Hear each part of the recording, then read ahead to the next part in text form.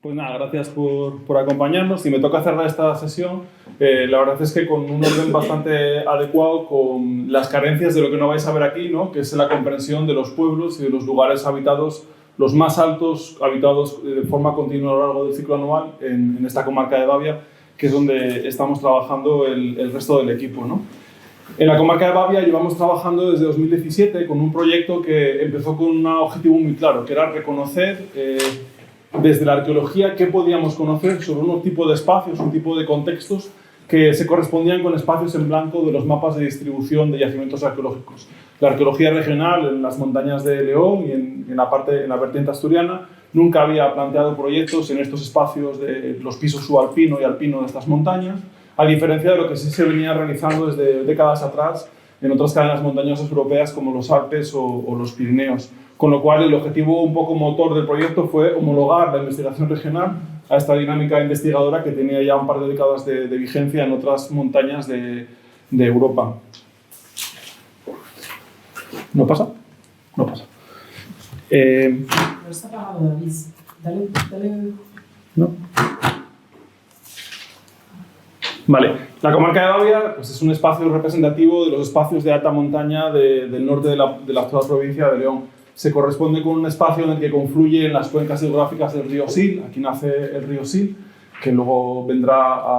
a verter sus aguas al Miño y al Océano Atlántico. La vertiente septentrional, que, con varios cursos de agua que vierten aguas hacia el Cantábrico. Y también el nacimiento del río Luna, que terminará siendo pues, un afluente de otros afluentes que terminan yendo hacia el Duero, ¿no? Ya en la zona central de la meseta norte. Es un espacio característico, como os decía, de las zonas de montaña de la cordillera cantábrica, ¿no? A nivel geográfico, a nivel también de aprovechamientos preindustriales del territorio, y en realidad la comarca de Babia pues, era un buen lugar para empezar a trabajar, ver qué metodologías eran más apropiadas para este contexto geográfico, y también teníamos un aliciente adicional que ya mencionaba brevemente antes Cristina, y es que en esta comarca confluyen diferentes modelos de aprovechamiento pastoril con diferentes regímenes estacionales y de manejos ganaderos, lo cual nos hacía trabajar en una zona con estímulos etnográficos, etnoarqueológicos muy locales para poder imaginar pues, opciones interpretativas cuando avanzásemos con la investigación arqueológica. La comarca de Babia está atravesada este-oeste por una falla que configura, por un sinclinal que configura una zona allanada bastante elevada, a unos 1.100 metros de altitud sobre el nivel del mar, de la cual salen algunos valles laterales que tienen en sus cabeceras las localidades más elevadas, a unos 1.350 metros de altitud, y por encima pues, espacios de pastizales muy amplios, que tradicionalmente han sido aprovechados por ganados transhumantes que proceden de Salamanca y de Extremadura, por ganados transterminantes que llaman ellos, de rebaños de ovejas que vienen del sur de la provincia de León, ganados locales de las familias sedentarias que habitan Babia en la actualidad, que aprovechan algunos de estos espacios, y también en algunos puertos rebaños procedentes de la vertiente norte, ¿no? De Asturias, familias vaqueras o vaqueiras, y también ganados de las familias locales que habitan en el territorio al norte, en Somiedo, con lo cual teníamos una diversidad bastante interesante. En el fondo de los valles reconocemos una red de poblamiento aldeana que podemos presuponer por la información disponible, por estudios análogos que tenemos en zonas cercanas, que es una red que se cristaliza probablemente en época alto medieval, pleno medieval, y tenemos pues, toda una serie de yacimientos arqueológicos de la prehistoria reciente que reconocemos en estos fondos de valle. Pero en este tipo de espacios, cuando sobrepasamos los 1.500 metros, pues no conocíamos nada. Sí que toda la gente que habíamos caminado por aquí en algún momento éramos conscientes de que existía una multiplicidad de ruinas relacionadas con actividades pastoriles, así por presunción, que era bastante abundante, pero eran evidencias que en el mejor de los casos eran consideradas como ruinas de esas evidencias etnográficas en las que podemos imaginar pues, fotografías en sepia de pastores vigilando el ganado. Planteábamos que es necesario pues, investigar la biografía de estos espacios también desde la arqueología, ¿no? Y un poco pues, como línea derivada de mi tesis doctoral, pues me planteé iniciar aquí pues, una nueva etapa de investigación trabajando monográficamente en estos pisos subalpino y alpino de la vertiente sur de la cordillera cantábrica. Y para ello nos pusimos en marcha trabajando en espacios como este, ¿no? Como la Majada de las Verdes, que es precisamente uno de los lugares donde estuvimos excavando en el pasado verano, y partiendo fundamentalmente de todo un trabajo previo de lectura y situación en clave etnoarqueológica de todas las evidencias que conocíamos sobre los manejos y las formas de aprovechamiento de estos espacios, ¿no? Y realizamos pues, toda una serie de trabajos previos, de la mano de otros colegas como Pablo López o Margarita Fernández Mier, pues sintetizando qué manejos, prácticas podíamos reconocer en la cordillera cantábrica, y este fue el primer punto de referencia para arrancar. Cuando hablamos de Babia, inmediatamente pensamos en transhumancia y mecánicamente pensamos en la Mesta y la transhumancia a largo recorrido con rebaños de ovejas merinas procedentes de la actual Extremadura o del sur de Salamanca, que desarrollan un régimen transhumante pues, de tipo de cambio latitudinal, ¿no? A través de cambiando de ecosistemas que ofrecen diferentes recursos naturales para alimentar esos rebaños, cuyo destino final es la producción orientada al mercado. En diferentes fases históricas podemos pensar en la importancia de la lana para el comercio a escala europea de la producción de lana de la Corona de Castilla, o en otros contextos quizá más cercanos, pensando en los mercados globales de la carne, pues con rebaños de ovejas completamente especializados en producir corderos para ser sacrificados en fechas próximas a la Navidad.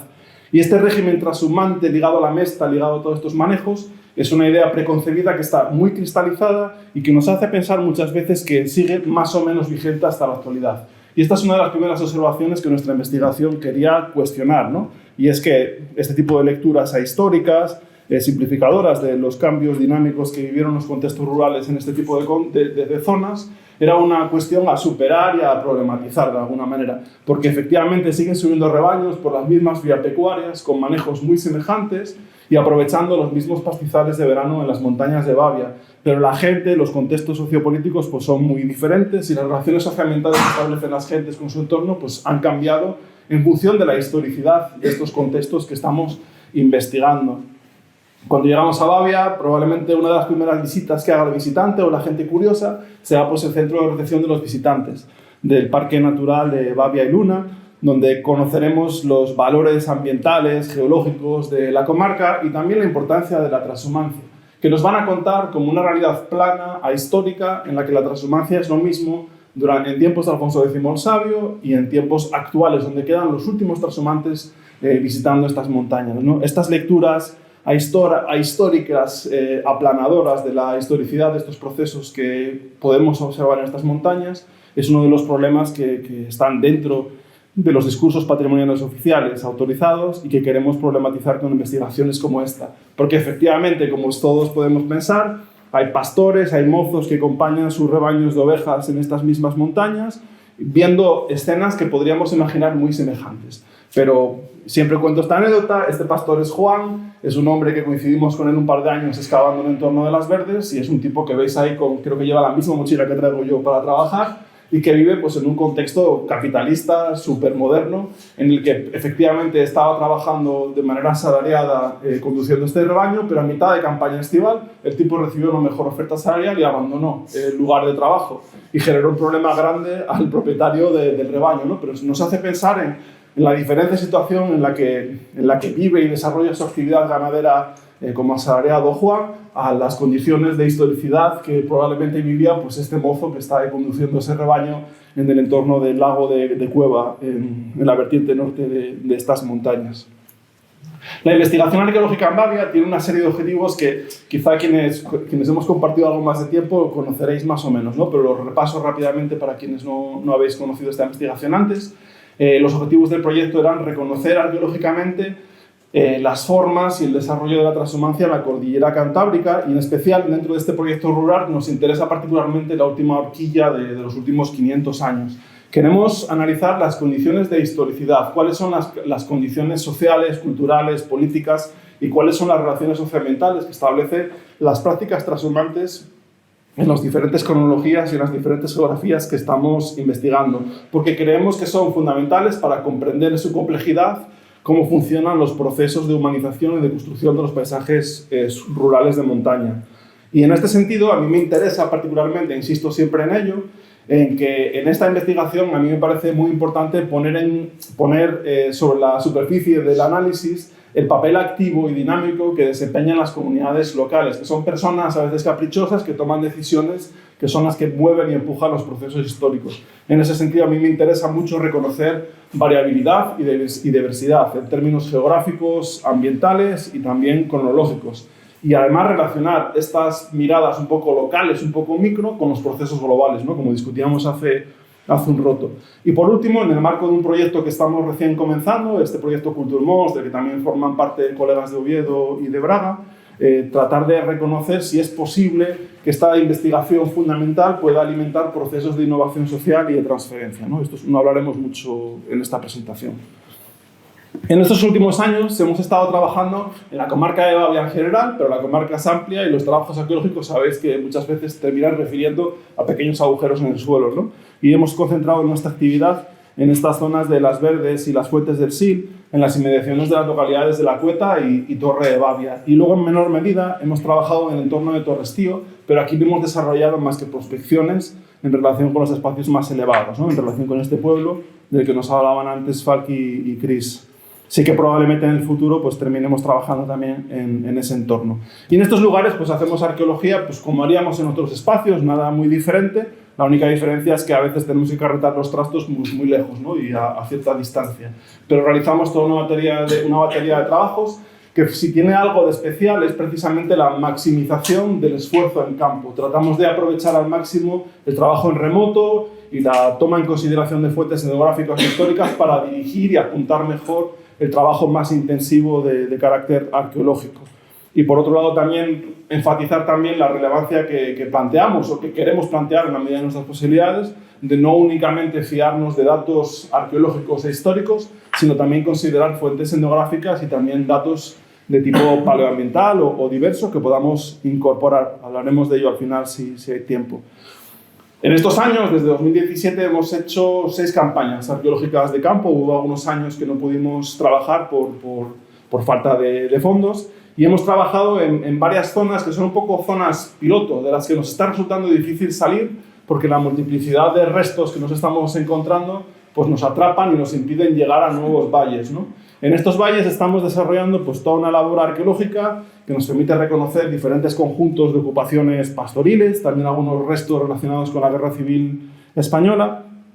y reconocemos pues, toda una constelación de puntos que, como veis ahí, se corresponden pues, con concentraciones, ¿no? Con lo que llaman majadas, o podríamos llamar brañas del lado asturiano, que no dejan de ser zonas donde resulta relativamente propicio pasar unas cuantas noches, unas cuantas semanas durante el verano, en estos espacios a bastante altura, ¿no? Esta es la majada de Calderones, que está como a unos 1.800 metros de altura, con lo cual son estos puntos más propicios para la ocupación,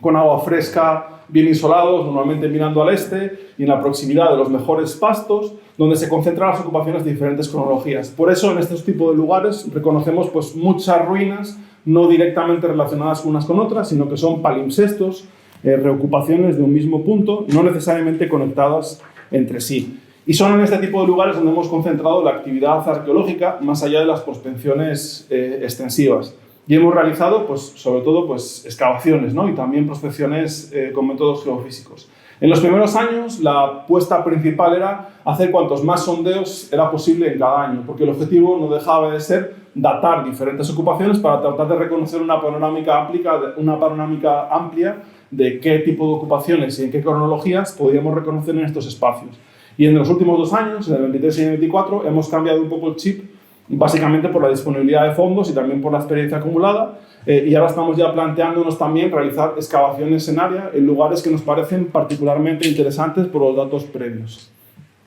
Y bueno, como os decía, pues hemos realizado excavaciones en 28 o 29 lugares, distribuidos en estos valles que surgen al norte de La Cueta y de Torre de Bavia. Y son lugares donde se concentran pues, diferentes tipos de estructuras y en la medida de nuestras posibilidades lo que hemos tratado es de tratar de excavar un poco de todo, ¿no? Picotear unas cabañas circulares pequeñas, unas cuadradas grandes, unas circulares medianas, ¿no? Para tratar de ver si era posible reconocer una ocupación que nos pudiese referir a cronologías o a manejos. Es un poco el objetivo más ambicioso que todavía hoy no podemos responder con firmeza. Son majadas de las cuales tenemos testimonios orales de algunos pastores o mayorales que seguían visitando estos lugares en las últimas décadas. Desafortunadamente, el proceso de declive y de abandono en el aprovechamiento ganadero de estos espacios está haciendo que incluso haya lugares, para que hagáis una idea de la pérdida de memoria oral de estos sitios, hay lugares que estamos excavando y no tenemos claro cómo se llamaban tradicionalmente, porque la pérdida de presencia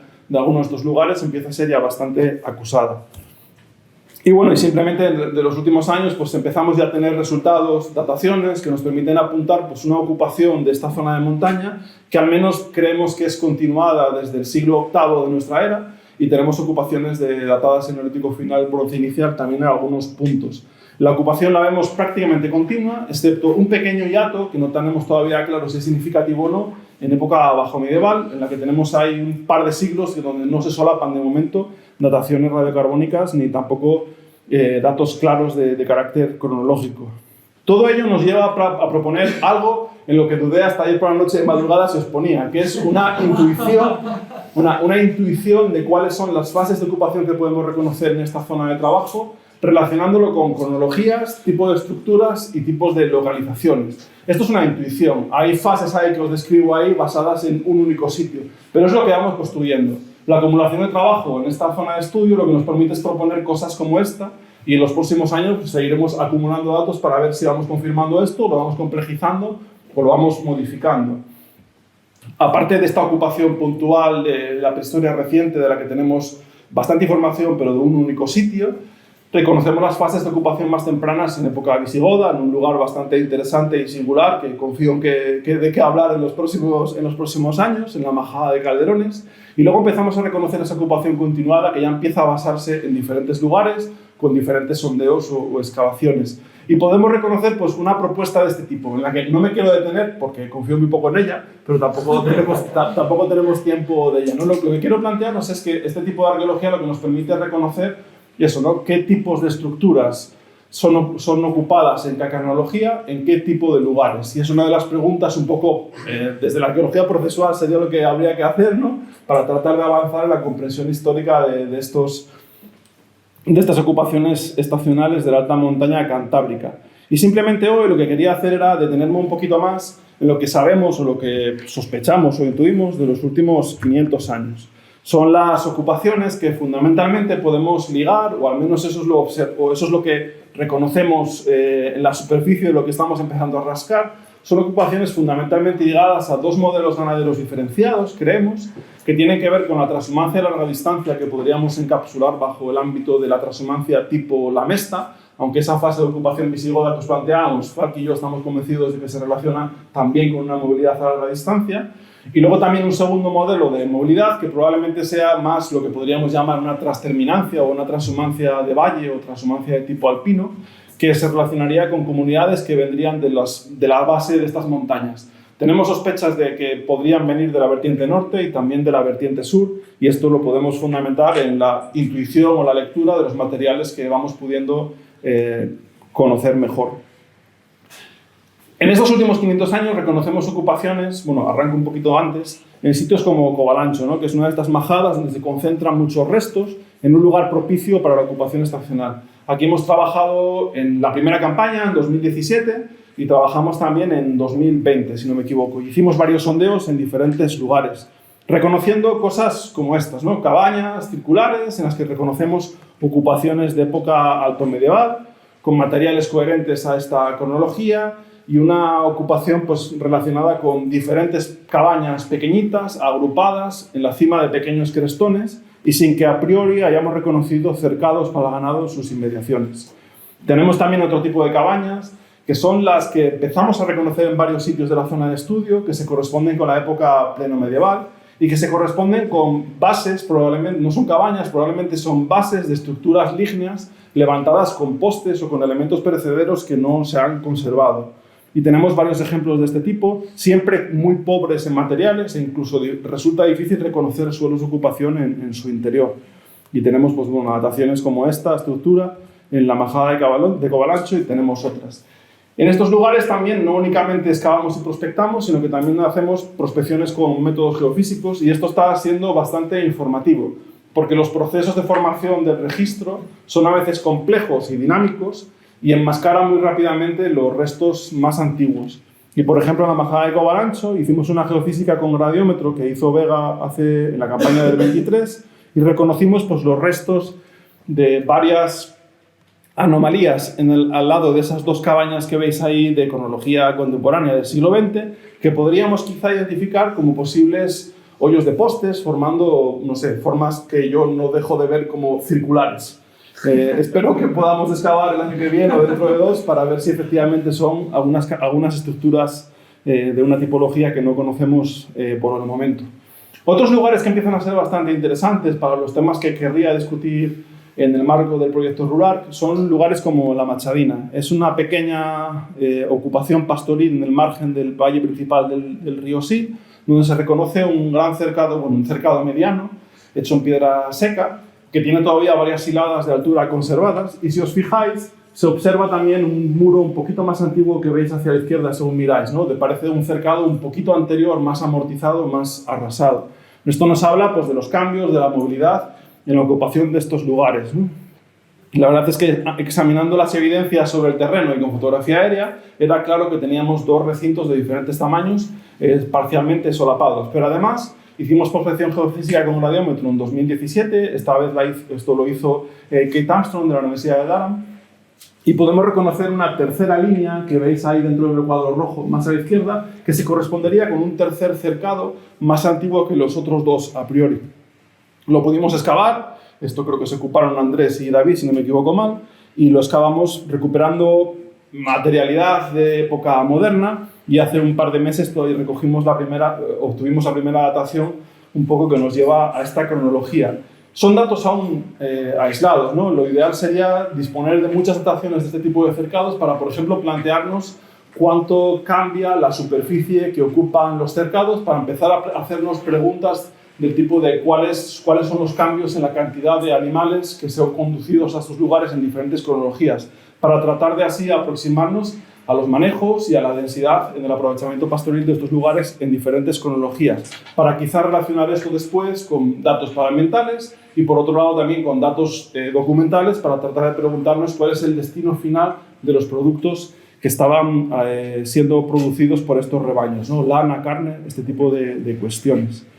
También, por aprender de las cosas que nos salen tan bien, en este lugar de la Machadina creímos ver un sitio interesante en la geofísica, que es esa estructura cuasi circular que veíamos en los datos, que nos llevó a excavar el sondeo 4, que es recordado por mucha gente todavía, que fue un sondeo que hicimos durante 2 años seguidos, tratando de reconocer esa cabaña circular que creíamos ver en los datos, y terminó confirmándose como simplemente pues, una agrupación caprichosa de los bloques del derrumbe, del colapso de la ladera que teníamos encima de este lugar. Y lo interesante, porque bueno, algo podemos aprender de siempre de las cosas, es que a 80 centímetros de profundidad o 90 centímetros de profundidad recogimos fragmentos cerámicos de cronología contemporánea, del siglo XIX probablemente. Con lo cual esto lo que nos habla es, efectivamente no encontramos nada, pero lo que sí que comprobamos con el esfuerzo de mucha gente de varias semanas, es que los procesos de erosión y de movimiento de las laderas están muy vivos y generan muchas veces ocultamiento de ocupaciones antiguas que quizás resulte imposible o muy difícil reconocer en futuras investigaciones. En Las Verdes es el lugar en el que hemos estado excavando, en uno de los lugares que estuvimos excavando el verano pasado, y aquí en Las Verdes es uno de estos sitios interesantes. No solo porque es una majada con restos de diferente tipo, en un sitio bastante prometedor para el aprovechamiento ganadero, sino que es un lugar en cuyo entorno tenemos referencias documentales de la aparición de 2 hoces de bronce de nervadura central, de las cuales Cristina Encios podría contar mucha información de su pasado como prehistoriadora, pero son 2 hoces que aparecieron ahí que nos refieren a una ocupación, a un uso a finales de la Edad del Bronce, que no tenemos un indicio claro de dónde proceden. De hecho, cuando llegamos a la primera campaña a trabajar aquí, lo que buscábamos era ver si documentábamos el yacimiento del que pudiesen proceder, pero hasta el momento no hemos tenido mucho éxito. En Las Verdes tenemos pues, cabañas construidas hace un par de décadas, cabañas de hace medio siglo y luego muchos restos arruinados. Aquí trabajamos, por ejemplo, en una cabaña, en lo que llaman el Chozo Las Verdes, que era uno de los posibles lugares de procedencia de esas hoces, y lo que documentamos fue una cabaña elevada en un lugar prominente sobre los grandes cercados para los rebaños de ovejas que estaban a sus pies. Y lo pudimos datar por materiales y por la tipología constructiva probablemente en siglo XIX-XX, y además con fases de uso que no tenemos claro muy bien cómo funciona, pero probablemente que se relacionen con esta fase de guerra civil de 36-37, donde aquí hubo establecido un frente de batalla, ¿no? Y creemos que también esta cabaña en algún momento funcionó como lugar de observación. Y bueno, pues nada, realizamos ahí una excavación y en el año 2018 hicimos también prospecciones geofísicas que nos empezaron a hablar de cosas interesantes. En primer lugar, en el transcurso de estas prospecciones geofísicas, recuperamos sílex en superficie en la zona inferior y a la derecha, según miráis la pantalla, en el entorno de un lugar que parecen reconocerse los restos arruinados de una cabaña, pero simplemente es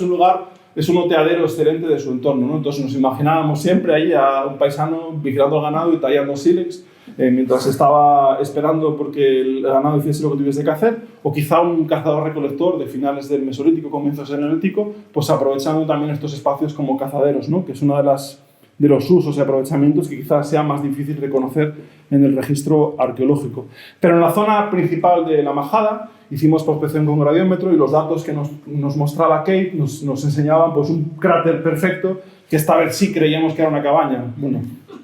hasta este año no pudimos ir a trabajar en ella. Creemos que esta anomalía que veíamos ahí eran las anomalías bastante claras de la existencia de una cabaña circular, pero como no estábamos muy seguros después del éxito anterior, hicimos también geofísica con georradar. En este caso lo hizo Jesús Ignacio Jiménez Chaparro de la Universidad de Cantabria, y la verdad es que los datos empiezan a ser muy expresivos, ¿no? Y hay varios slides que nos muestran no solo la presencia de esa misma cabaña que nos enseñaba Kate con el radiómetro, sino de otras dos, ¿no? Una segunda segura y una probable tercera.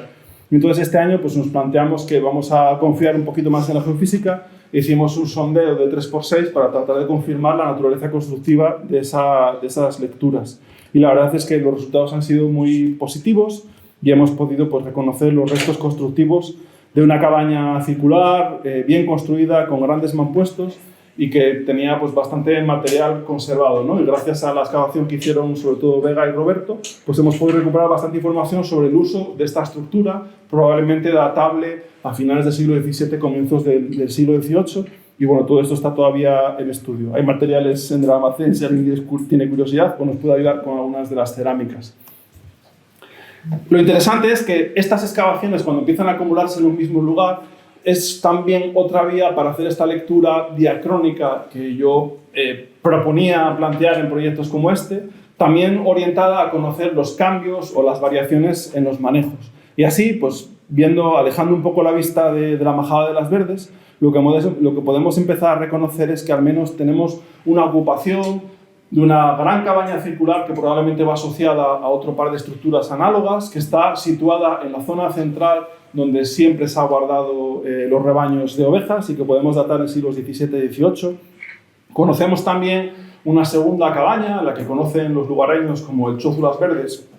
que está elevada en una posición que reconocemos en muchos otros espacios de la zona de trabajo, con cabañas situadas en lo alto que vigilan los cercados de ganado,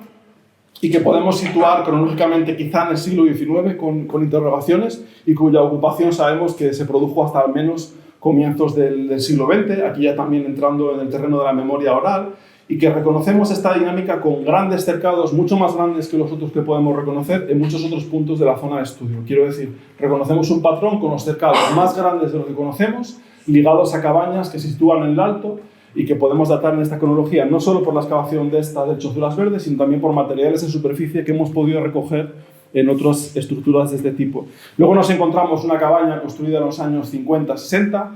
que reconocemos por toda la montaña leonesa y que se corresponde con una dinámica promocionada por el Estado y por el ICONA para favorecer el aprovechamiento de ganadería extensiva de estos espacios comunales, que fueron catalogados como puertos pirenaicos para el aprovechamiento por rebaños de ovejas trashumantes. Y por último, una última cabaña que fue construida más o menos hacia el año 2000 y que se relaciona con ya una promoción de ámbito autonómico ligada a la Diputación de León y a la Junta de Castilla y León, ligada a la apertura de una pista con maquinaria pesada para favorecer la continuidad de la práctica pastoril ya en momentos ya mucho más cercanos en el tiempo, ¿no? Estas cabañas se corresponden con los lugares a los que llegan pistas forestales que favorecen que haya aún pastores aprovechando algunos de estos espacios de alta montaña.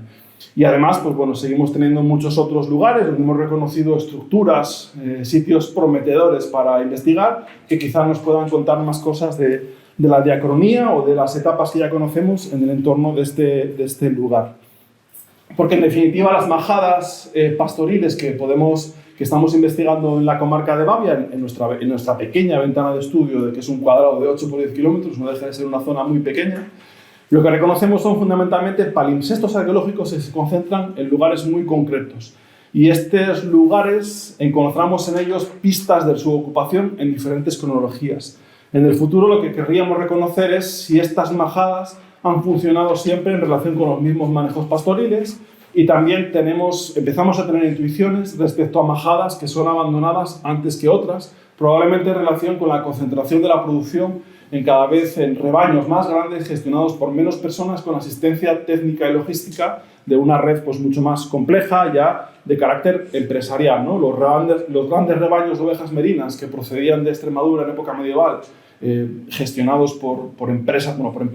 iniciativas ligadas a la burguesía nobiliaria y a la aristocracia, dieron paso a dinámicas de tipo empresarial que persisten hoy día, ¿no? Son empresas de producción cárnica que manejan algunos de los rebaños que siguen pastando en los espacios elevados de Babia, ¿no? Y estos cambios, estas dinámicas que se producen en los últimos 500 años es algo que aún podemos apuntar de manera bastante generalista y que nos gustaría poder reconocer un poquito en más complejidad y, como os comentaba al principio, entrarle un poquito más al matiz y al detalle de las diferencias y de la diversidad. En paralelo, lo que es necesario e importante también es tratar de complejizar nuestra lectura y no descansar únicamente en datos arqueológicos, sino también incorporar otro tipo de fuentes documentales. Y aquí está Andrés Currás, que nos acompaña a la sala, que junto a él, gracias a un proyecto que consiguió de la Fundación Palar, hemos podido atar una columna sedimentaria que hemos extraído de la Laguna de las Verdes, que está a unos 500 metros por encima de la Majada de las Verdes, donde tenemos pues, unos datos tremendamente prometedores, que de momento son una caja con probetas, que espero que en unos meses se conviertan en datos súper interesantes de tipo paleoambiental, que nos permitan complejizar nuestra lectura del aprovechamiento de estos espacios. Y simplemente seguir trabajando en nuevos espacios. Es el objetivo que nos pautamos para las próximas campañas. Y de hecho, en 2025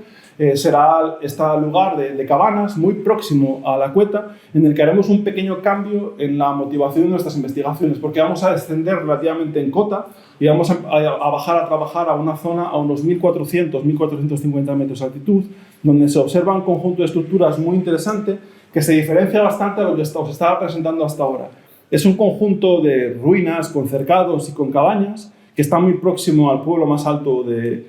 la comarca, La Cueta, en el que podemos reconocer pues, ruinas de estructuras distintas a lo que os había presentado. El año pasado, Nacho Jiménez Chaparro, de la Universidad de Cantabria, hizo una geofísica que los colorinches que usan no son muy buenos para enseñarlos en pantalla, pero lo que nos enseña es que, además de los restos que observamos en superficie, se reconocen también anomalías compatibles con estructuras constructivas de varias estancias compartimentadas. Y esto lo que nos ha hecho plantearnos es una intuición, una hipótesis de partida o una ilusión, que es reconocer aquí un punto nodal de la logística de apoyo al sistema transhumante de grandes rebaños de ovejas merinas que quizás se desarrolló en época plenomedieval, bajomedieval y moderna. Por las condiciones locacionales del lugar, por su relación con los ejes de comunicación valle abajo, creemos que podría ser un sitio bastante interesante para reconocer uno de estos núcleos que sabemos por los datos etnográficos y por la documentación histórica que existían en el entorno de algunas de las localidades de Babia. Entonces, pues bueno, espero poder contaros el próximo año pues, cómo nos va en este lugar. Y en definitiva, el título que puse a la comunicación era muy ambicioso, apenas lo he tocado. En definitiva, lo que queremos abordar con estas investigaciones es no caracterizar únicamente su aprovechamiento pastoril a través de la materialidad, sino conectar nuestras interpretaciones con los relatos a escala global en relación, por ejemplo, con el comercio, los comercios globales de la lana, los mercados de producción cárnica y todo este tipo de cuestiones, que son en definitiva los procesos y los contextos de debate y de análisis histórico que dan sentido a los aprovechamientos pastoriles de la alta montaña de la cordillera cantábrica en época moderna y contemporánea. Porque trabajamos con espacios en continuo cambio, donde siguen siendo ocupados, podemos observar ocupaciones de muy diverso tipo, pero las ocupaciones se correlacionan con contextos sociohistóricos y económicos muy diferentes, ¿no? Y efectivamente sigue habiendo pastores en Vaginalonga, pero el pastor prefiere dormir en tienda de campaña antes que ocupar los antiguos chozos. La investigación sigue manteniendo retos, muchos de ellos os lo imaginaréis. En primer lugar, cómo integrar diferentes cuerpos de datos. Y la respuesta inmediata es que lo más importante es integrar estos datos desde el principio mismo de la formulación de la investigación. Y en esto es algo que, por ejemplo, he discutido mucho con Andrés Currás, y es la necesidad de que las colaboraciones interdisciplinares se inicien en la formulación de la pregunta y de las estrategias de muestreo. Luego, por otro lado, trabajamos con unos contextos desafiantes, Y uno de los retos que no podemos renunciar a ello es seguir acumulando datos. Nos tocará seguir excavando sondeos pequeñitos, sondeos más grandes, para acumular datos arqueológicos.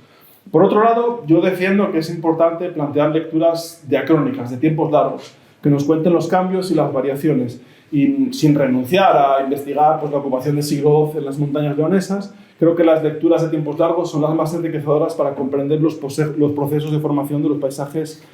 rurales. Y por último, ese énfasis en la diversidad y en la variabilidad de las prácticas productivas, que es posible reconocerlas en diferentes cronologías, pero también en los mismos contextos cronológicos, en los mismos lugares, como es buen ejemplo las formas tradicionales de aprovechamiento pastoril que reconocemos en Bavia. Por eso, antes que hablar de transhumancia, creo que es importante contemplar esa diversidad de manejos. Y por último, retos pendientes en investigación aplicada. ¿Todo esto para qué? En primer lugar, para avanzar en nuestra comprensión histórica de los procesos de formación de los paisajes rurales y de la biografía de estos paisajes, pero también creo que es importante situarnos en una conversación que excede los límites disciplinares de la arqueología, ¿no? Y creo que es importante utilizar conceptos, manejar referentes de debate que se manejan ahí fuera, en los periódicos, en las redes sociales y sobre todo en las agendas de gobernanza territorial. En este sentido, creo que es importante plantear estas investigaciones desde una posición situada social, políticamente, de los temas con los que se relaciona nuestra investigación. Por ello, trabajar hoy en Bavia en relación con el aprovechamiento pastoril de la alta montaña es ilógico hacerlo hoy sin conocer en detalle los debates que estamos viviendo acerca de qué impacto tiene la política agraria común, por ejemplo, en la gestión de estos espacios, o qué modelos de gobernanza favorecen o dificultan la vida en estos lugares rurales. Y nada, aquí tenía unas reflexiones abiertas que quizá podamos dejar en pantalla para recuperarlas posteriormente, porque ya es hora de comer. Así que nada más. Esta investigación, pues eso, se enmarca en una serie de proyectos, pero sobre todo es una investigación que no resulta posible sin nombrar a toda una serie de gente que no voy a nombrar porque me olvidaré de unos cuantos, pero básicamente este proyecto lleva en marcha desde 2017 con la participación de estudiantes que se han ido formando. Yo, por ejemplo, estoy muy orgulloso de ver a Roberto hoy aquí, que es un técnico, pero vino aquí como su segunda excavación hace ya 5 o 6 años, ¿no? Y es un proyecto que sobre todo ha salido adelante con la participación desinteresada de mucha gente, no solo estudiantes, también colegas que han participado en campañas y que se están encargando de hacer análisis que yo no sé hacer o no quiero hacer, ¿vale? Así que nada, muchas gracias y seguimos discutiendo.